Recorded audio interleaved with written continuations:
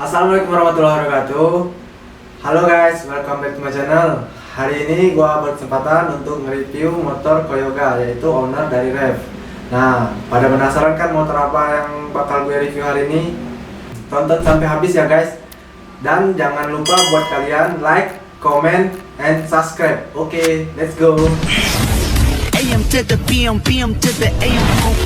If I quit your BM, I still rock Mercedes home. If I quit the season, I still make the greatest.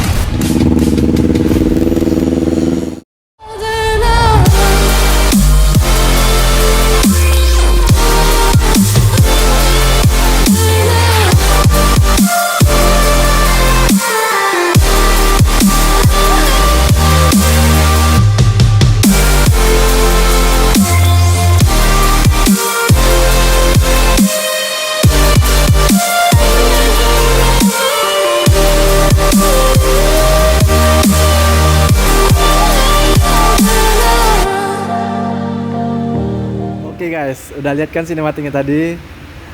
Oke, kita mulai untuk nge-review motornya nih. Nah, kita mulai nge-review motornya nih dari bagian kokpitnya nih guys. Di bagian speedometernya nih udah ditambahin dari karbon. Nah, oke, kita lanjut lagi ke bagian steering dampernya. Nah, steering dampernya ini udah ditambahin dari merek Öhlins. Nah, gunanya untuk menstabilizer di saat lagi riding. Nah, lanjut lagi kita ke bagian sini guys. Nah, hands gripnya ini udah diganti dari merek Domino. Ini dari merek Domino ini udah lumayan, bukan lagi lumayan nih guys, sudah bagus nih karena nggak licin. Waktu kita lagi pakainya, waktu lagi riding, ini nggak licin, jadi ini enak. Nah, udah ditambahin juga dengan gas spontannya nih. Gas spontannya juga udah dari merek Domino. Nah, lanjut lagi kita ke bagian master remnya nih guys. Nah, master remnya ini udah diganti dari Brembo 16 master cylinder. Karena emang diganti ini memang biar lebih aman di saat pengereman kita waktu riding dengan kecepatan tinggi nih. Dan juga fluid tanknya udah diganti dari merek Brembo nih guys. Dan diselimuti dari merek RNG. Nah, jalurnya juga ini udah diganti dari merek Rizoma. Nah, ini juga gunanya nih guys ya, untuk di saat kita terjadi yang enggak atau mungkin bisa di saat nge-crash nih. Nah, saat nge-crash rem kita aman karena dilindungi dari jalur ini guys. Nah, lanjut lagi kita ke bagian depannya nih guys. Nah, bagian depannya nih windshieldnya ini udah diganti dari merek MRA. Nah, ini juga waktu di saat kita lagi di kecepatan tinggi nggak langsung ke muka nih anginnya nih, langsung ke atas muka nih biar saat riding enak nih. Nah, lanjut lagi kita ke bagian lampunya nih guys. Nah, lampunya ini udah diganti dari merek Philips H7 Division 5000. Nah, ini juga panelnya juga udah diganti dengan karbon merek karbon nih. Oke, lanjut lagi kita ke bagian kaki-kakinya nih guys. Nah, kalian lihat sendiri nih, kan ada perbedaan nih dari motor nih. Nah, ini shocknya udah diganti dari pakaian Yamaha R25 V2 nih guys. Karena dia udah ups and down nih guys yang V2 nya. Kalau yang lamanya nih belum ups and down nih guys. Oke, lanjut lagi ke bagian disc brake-nya nih guys. Disc brake-nya udah diganti dari merek Galver nih guys. Nah, dan juga lanjut lagi, nah yang lebih mencolok nih guys, yang bikin gak ngantuk lagi nih guys. Nah, kalipernya udah diganti dari Brembo 30/34 dan ditambahin dari bracket WR3. Nah, oke guys, kita lanjut lagi ke bagian sini guys, bagian dari sampingnya nih guys. Nah, di sini juga panel-panelnya nih udah dipasangin karbon nih guys. Dan juga bagian ininya juga guys udah dipasangin karbon. Nah, kita lanjut ke bagian frame shader nih guys. Nah, ini bagian terpenting ini guys. Ini ya kayak seperti biasa nih, nauzubillah min zalik lah. Kalau saat terjadi nge-crash, untuk gunanya melindungi body dan mesinnya nih, engine-nya nih. Cover engine-nya nih udah ditambahin dari merek RNG.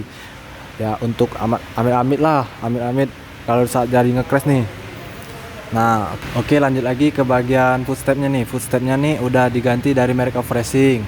Nah, lanjut lagi kita ke bagian ini. Nah, ini juga udah diganti footstep belakang ini dari merek R Series by RNG. Nah, oke, lanjut lagi kita ke bagian hagernya nih guys. Nah, hagernya ini udah ditambahin karbon dan diganti dari karbon. Nah, lanjut lagi kita ke bagian mana nih? Ke bagian knalpotnya nih. Nah, knalpotnya ini udah diganti dari merek ProSpeed nih guys. Nah, kita lanjut lagi ke bagian